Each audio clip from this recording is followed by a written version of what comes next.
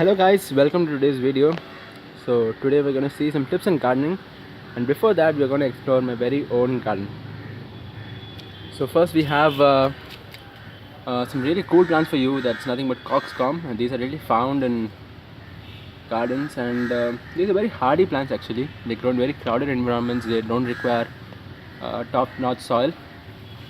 After that we have some spinach varieties right in front of you, and then we have yeah, the regular plant that is found in every kind of Indian house or whatever it is. We have tulsi, and we have coxcomb again, and after that we have some cool plants here. There's nothing but mint. After that we have coxcomb, and yes, this is something really interesting. These are actually known as fennel seeds, fennel plants actually, and the seeds that you find here are nothing but fennel seeds. These are actually found in hotels actually. So how they're found in hotels, after having a meals you have something, right? There's some spicy seeds. Those are nothing but fennel seeds, and right before you have them. And we have mint again, and mint rolls this whole pot. Yeah, and we have beetle also. Can you see this? And here comes my favorite spinach variety. That's nothing but the palak. And we have some tulsi varieties. After that again mint rolls this whole pot.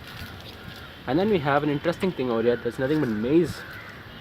I actually brought this plant out of my curiosity. This is just an experiment. I actually want to raise a lot of mint plants, maize plants, if these are really quite successful. And we have some interesting plants again. We have bitter gourd. These are not really sweet, but yeah, fine, they are healthy.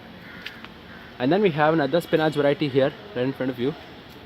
And then yeah, spinach grows this whole area. And then we have something really special. This is nothing but medicinal plants which are usually recommended for cold. And then we have tulsi varieties again. There is a very common tulsi variety. Okay, and then yeah, mint rolls that as well. And then we have another maize. This is something, as I told, it's very special for me. And yeah, you can see. And yeah, again an interesting creature. This is nothing but spring onions, the onions that you use for cooking. And we have some coxcomb variety here and tulsi varieties. And again we have a very interesting thing here. This guy is known as the cabbage. Can't identify, right? But these guys are really cool. Actually this is barely 2 weeks old, so let's see how it develops. And then we have spring onions again, and then a coxcomb in between them. So moving to another part of the garden. Just a minute.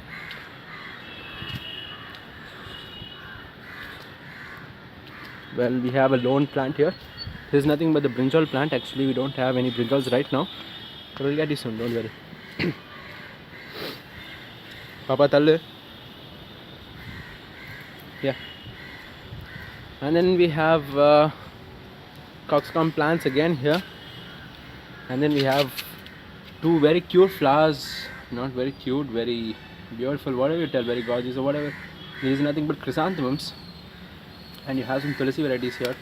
And then this is very interesting. This is the most interesting thing that I've ever seen. This is nothing but a capsicum plant. Can you see that?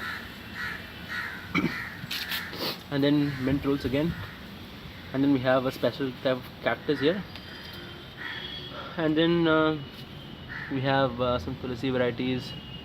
And then we have some kind of what is that, coriander leaves as well here. So this is all about my garden actually. So can you see that? And there's one lone plant there, and there's the row of plants, and here's some few as well. So let's move to the tips on gardening which I had told that I'll tell you. So the first tip is that make sure your plant gets proper sunlight. The thing is that most people who try to set up a garden fail in this important point. This is the most important point that you have to ensure. You have to neither keep it in a very shady place, or you must neither keep it in a very hot place. Okay, fine. Either your plant might get sunlight in morning or afternoon. Depends on your plant and depends on where you keep.